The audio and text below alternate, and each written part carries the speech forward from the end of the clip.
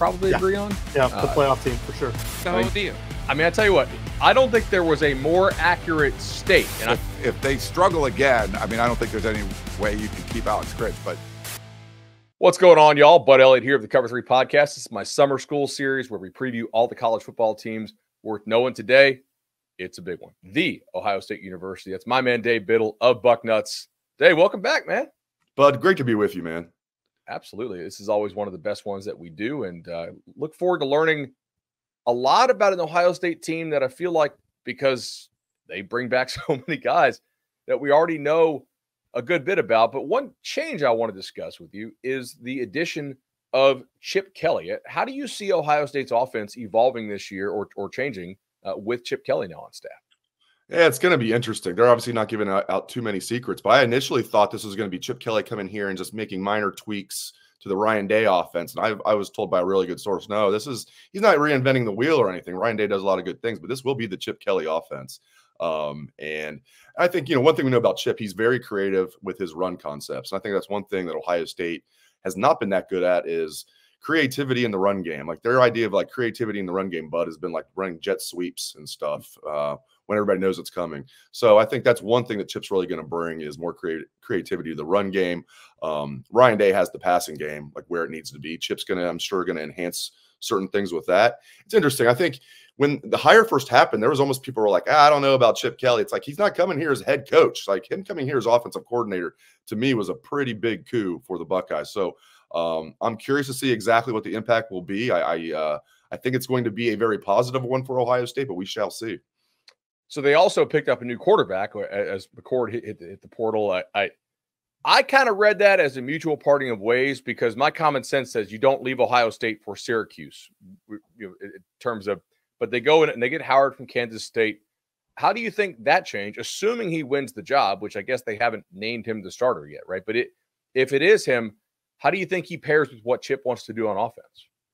Yeah, I think he's a good fit. I don't think he's going to be a star by any means, but I think he's a good fit for what they want to do because he's willing to run the football. He's a decent runner of the football. He's a big boy at 6'4", 240. He was listed at 6'5" at Kansas State. He's more like 6'4". They list him at 6'4" here. But he's a willing runner. He's not going to, he's not going to be like Josh Allen. He's not going to be Lamar Jackson. He's not going to win you the game with his legs, but he's going to be able to pick up cheap first downs, which is something they have not had. And he's one of those guys I've noticed, but I've been watching a lot of film of him. He seems like to be like a kind of a gamer, a guy like when the lights come on, he plays his best. He's not going to be a guy that looks great like in 7-on-7s and things like that. So we'll see. And you're right about McCord. I have a really good source on this that told me, Kyle's dad came to Ryan Day and said, they wanted some guarantees that Kyle was going to be the starter for sure, this year. And Ryan could not give him any assurances. In fact, we're going to look in the portal. And so, yeah, it was a mutual parting of ways. You could almost even argue that maybe Kyle was kind of pushed out. That's the way I read it a little bit. Not that Ryan said, hey, you got to find a new school. Not quite like that. Not the talk, as we call it. Not quite to that level. But, yeah, man, Will Howard, that's definitely a question mark. I think if I had to bet right now, I think he's going to have a good year. And it's going to be what Ohio State needs. But we'll see. He was up and down at Kansas State. There's no doubt about it. But I think he's going to be a good fit for Ohio State as a fifth-year senior this year.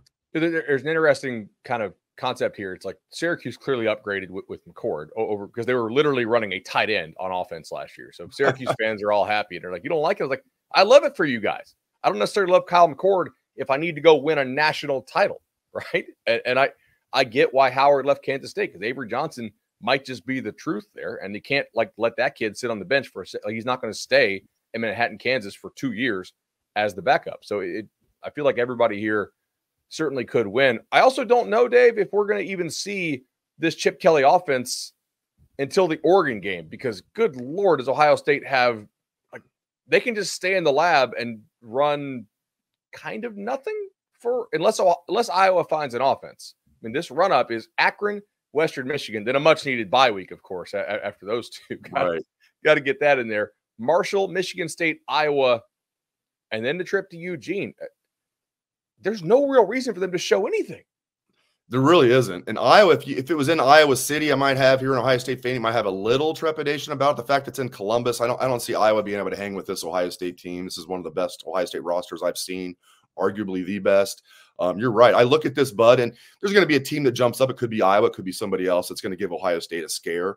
maybe even upset them. But I look at it right now, Bud, like it's a 3-game regular season for Ohio State. At Oregon, at Penn State, because Penn State always plays Ohio State tough over there, even when Ohio State wins. And Penn State hasn't beat them since 2016. But even when Ohio State wins over there, it's tough sledding. That whiteout is no joke. It's one of the best environments, if not the best, in college football when they get going in a night game. And then, of course, Michigan here in Columbus. 3-game regular season in my mind. And you're right. I don't think they're really going to show too much till that Oregon game. And that's another interesting side plot about them going to Oregon. They've never played at Alton Stadium. Where did Chip Kelly make his name, as we all know? At Oregon. It's very interesting. Last time they played was in Columbus. Oregon upset Ohio State. They played in the national championship game a few years ago. Ohio State won that. So it's a very interesting matchup. I can't wait for that Oregon game. And you're totally right. I don't think they're going to show too much until that Oregon game. Thing is, Chip has seen Oregon though, like this level of Oregon. So I think he has a decent understanding, probably, of what Oregon wants to do on defense. As does, I mean, Lanning and Tosh Lupoi probably have a decent feel for, like, okay, what have they shown? What have they not shown yet? Like, logically, it makes sense that they would try to hide, maybe this aspect. But there's still that really fun chess match, because when I had Matt Prem of our Oregon side on, really Oregon has the same run up too. Like, they play nobody until this game. So I'm super excited about watching this ball game and all the fireworks that are going to come with it.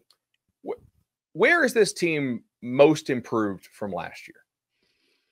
Oh, that's a really good question. I will say, because it's tough because their defense was really good last year. Now, the Big Ten was awful offensively. It's not a coincidence the top 4 statistical defenses in the country were from the Big Ten, because 6 of the worst 9 offenses in the country were from the Big Ten last year. So you had like service academies, and then like other, not really all service academies even. It was just like maybe for passing it was service academies, but the Big Ten was terrible offensively last year. Let me think about that. That's a real good one, because let me think here. I mean, even their secondary was good last year, but I think their secondary is unbelievably good to me. I'll go with secondary, because even if they brought the guys back that they brought back, I'd say this is going to be a lights out secondary. They then bring Caleb Downs into the mix, the #1 player, regardless of position, the transfer portal, the SEC freshman of the year last year at Alabama. To have 100 tackles as a true freshman at Alabama, I mean, that's getting it done. And then you have Denzel Burke, who I thought for sure would leave early for the pros, Bud. I think he's going to be a first-round pick. I love Davis and Igbinosun. He'll be back. They have Jordan Hancock, another guy that's back. Lathan Ransom's coming back as a safety to pair with Caleb Downs. Then you've got depth like Jermaine Matthews as your #4 corner as a sophomore, and he's going to be a stud. So, yeah, I'll go with secondary, but you could make the argument for defensive line. You could make the argument that even though the offensive line is my biggest question mark, you could make the argument that's going to be the most improved unit. But this secondary is just off the charts good. We're talking about like a collection of future NFL guys. And I'm not talking about like 7th-round picks either, like early round picks. I'm talking, Burke, Igbinosun, and Downs will all be early NFL draft picks in my estimation. So I'll go with the secondary, but it's a really good question. That is loaded. You also mentioned the defensive line. There's a moment, because I don't get to see these guys in person every day like you do, but there's a moment in the spring game where they're interviewing somebody on the sideline, and JTT and Sawyer walk behind him. And there's like, oh my God, like those guys, they look like NFL dudes size-wise. Like that's just, it's a good kind of middle reminder. Oh yeah, Ohio State is physically mature and old. Like this feels like a pretty old team, which if it's going to win the national title, I mean, there's not a whole lot of team sites we have on here that I ask about national title aspirations. If we don't think that the passing game is going to be, super crazy elite, like maybe better than last year, we'll see. Obviously, the run game upgraded. You're going to have to be carried by this defense. And a guy I wanted to ask you about, Sonny Styles, did not get mentioned in the secondary. Athletically, he's always been kind of a freak. Like, do they have a spot for him on this defense? Because I feel like he could be a game changer. They've moved him to linebacker, but it's going to be like, in my opinion, it's going to be like a jack of all trades role. Hopefully, master of all, not master of none if you're an Ohio State fan. But they're going to move him around. He's also going to compete for the starting will linebacker job with C.J. Hicks, another former 5-star, another guy entering his junior year. But Sonny, to me, they're going to use him as like a heat-seeking missile, move him around, play that jack position where you can kind of be a defensive end / linebacker. He can drop back into coverage. But I think they want to use Sonny in just more of a heat-seeking missile role. See ball, get ball, but move him around. Use him a little bit like now. I'm not saying he's going to be this good, especially this year, but use him a little bit like Clemson did with Isaiah Simmons, back in the day. So not back in the day, it wasn't even that long ago. What, 5 years ago, 2019, back in the day.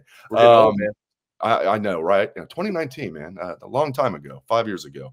Pre-pandemic, anything feels old, right? Yeah, man, he's going to be like a linebacker, but not your traditional linebacker. They're going to move him around.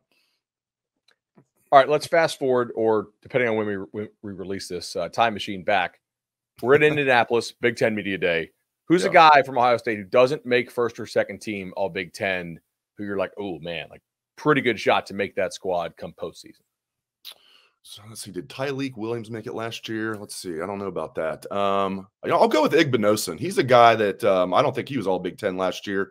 He might not be as good as Burke, but Igbinosun is long. He's physical. I mean, he's like every bit of 6'2". He's got long arms, and you wonder he looks almost like skinny, but he's not. He's shredded. But you wonder some of these with these tall, lanky corners, are they going to be able to hit? Are they going to be able to tackle well enough?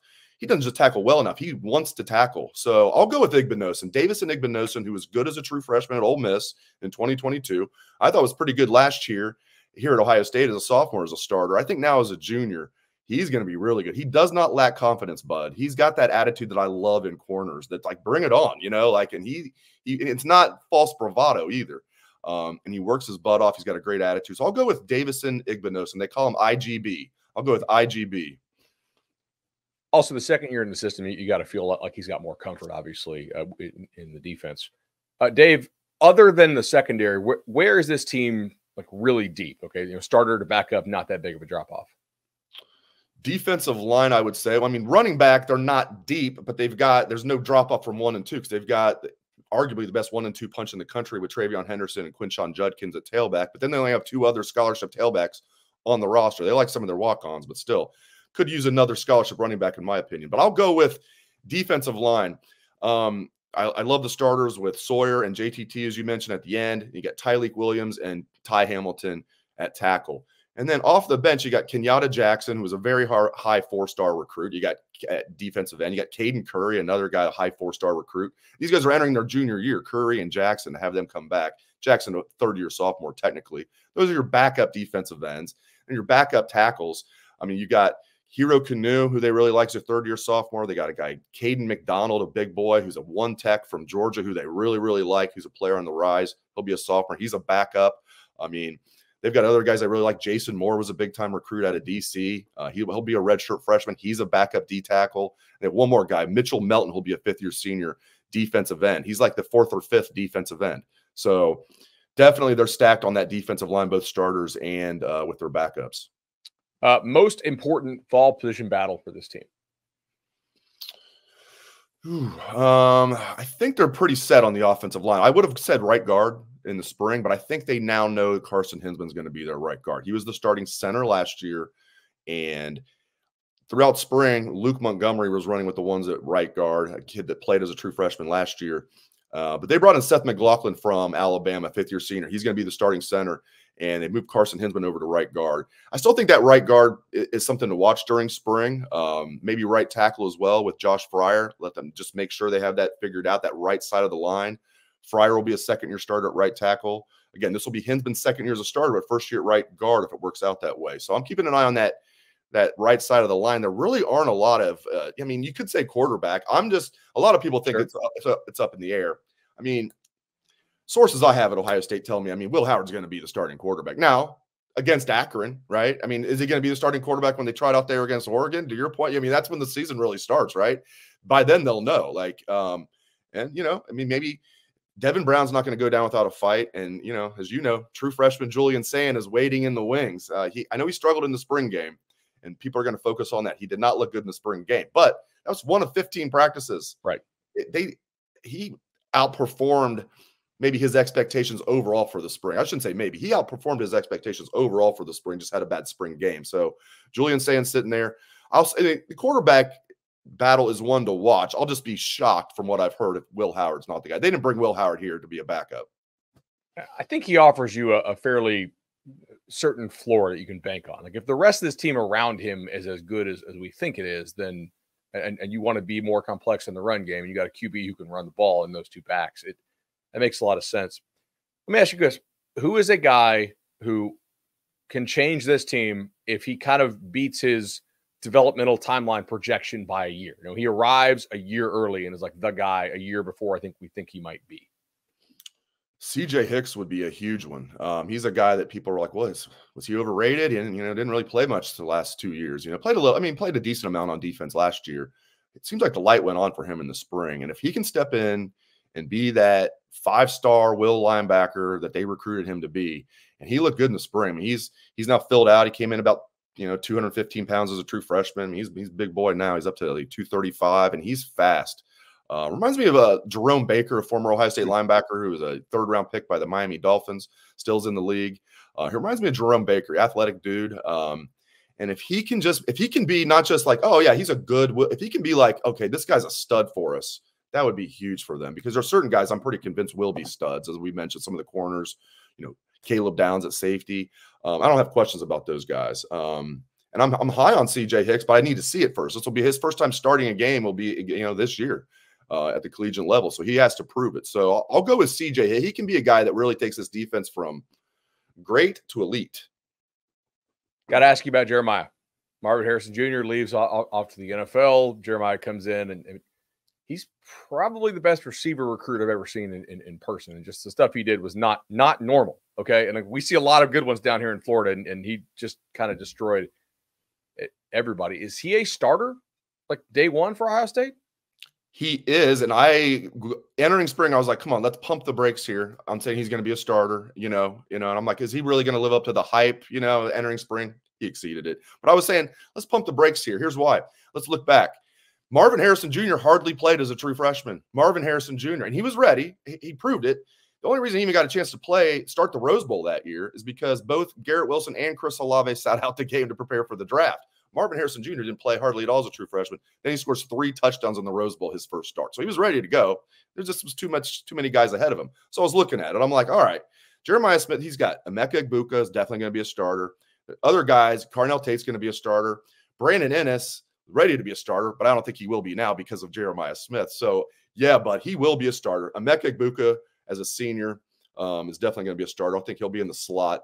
And then Jeremiah Smith and Carnell Tate will be the outside receivers. And Brandon Ennis is going to play a lot. And they play their top 4. If you're in the top 4, you're going to play a lot for Brian Hartline. If you're 5th or 6th, you might be on the outside looking in, especially in big games. But he's going to play that top 4 a lot. And they start 3 receivers. And, yeah, man, he is going to be a starter. Again, he comes in with all this hype, and I'm like, is he going to be able to live up to it? Yeah, and he exceeded it. We're out there. He's mossing guys that are good DBs like Burke. He's out there. I mean, wouldn't even be a good throw, and he's up there just mossing guys. And I love his attitude, too. You come in here, you got guys like Bud Elliott calling you the best receiver we've ever seen, and you could probably come in here with a big head, right? I didn't see that.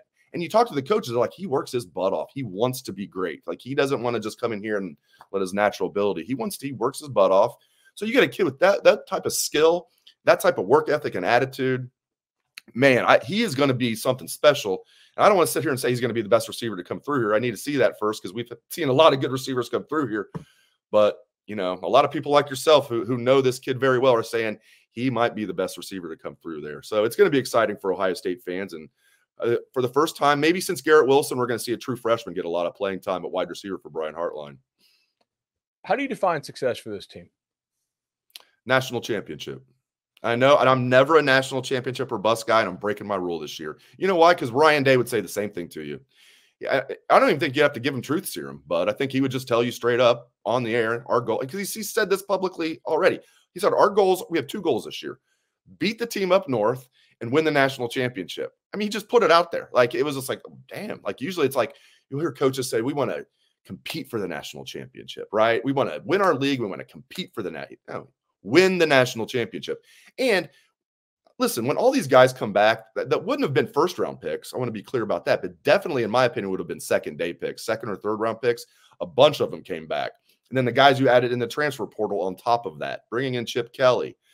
As I said, this is as loaded of a roster as I've seen. So if they fall short of a national championship, now if they get there and they lose on a last-second field goal, am I going to say that was a failure of a season? No, I wouldn't say that. I can't imagine I would. But as I sit here right now, the expectation for sure is to win a national championship. And that is tough sledding. I get that. I've never said that about an Ohio State team ever before. So maybe it's foolish on my part to say that, but I'm just being honest, that's the expectation this year is a national championship. I think that's fair. I mean, I'm probably like one game as an outsider. I'm kind of one game short of that. I'm like, if this Ohio State team doesn't make the final, I think I'd be a little bit disappointed. You know, like I think Oregon and Texas, they should expect to like make the Final Four. You know, I think Georgia and Ohio State are like, we better be in that final game. And then, I mean, those are two kind of titans. But you know, it's a weird sport, man. Stuff happens as we all know. Dave, I've really enjoyed this, man. Always fun, and we'll be checking out Bucknuts for all the position battles and all you great insight. Bucknuts Morning 5 as well. So, dude, it's been great. Man, I really appreciate you having me. I love watching you on Cover 3 and everything you do, and this is a really cool series you do. You did it last year as well, and I appreciated you then having me on. I appreciate you once again having me on, bud. Hey, man, we're blessed to have all these great guys on 24/7 Sports. So I'll see you soon, Dave. Sounds good, man.